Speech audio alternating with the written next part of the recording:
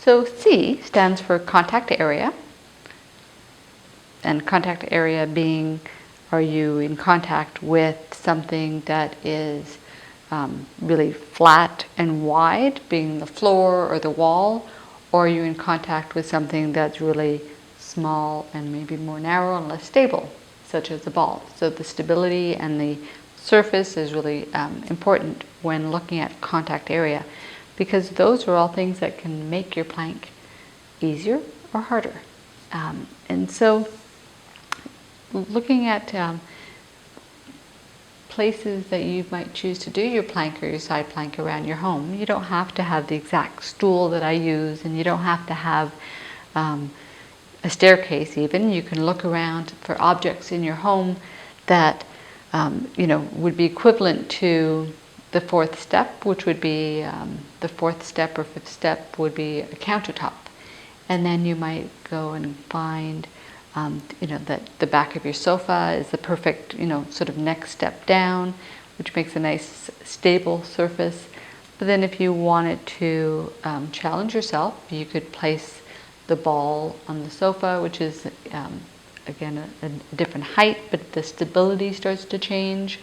So those are all variables that you can play with to add challenges to your planks and your side planks. Another thing to think about is even your clothing that you're wearing. So when you're doing poses on your knees, if it's a little bit slippery, that's going to require more stability from your core. If you're on stocking feet on a wooden floor, then that's going to require more stability because you're wanting to slide a little bit. So when you're beginning any of your planks and your side planks, create as much stability as you can so that you feel really secure and your shoulders in a strong position. Your forearms aren't going to slide out from underneath you, or your feet aren't going to slide out from underneath you. So you want to create as much stability until you feel confident in your planks and your side planks, and you know what your body can do in terms of supporting you.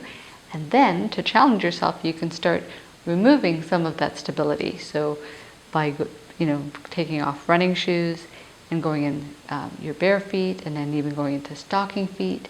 So I was teaching a class, and the participants in this class had been with me for 7 years, and so we were actually sometimes wearing stocking feet to challenge ourselves because we wanted to add more challenge to movements that we had been doing for years. And so those are ways that you can learn to integrate and play with contact area and stability.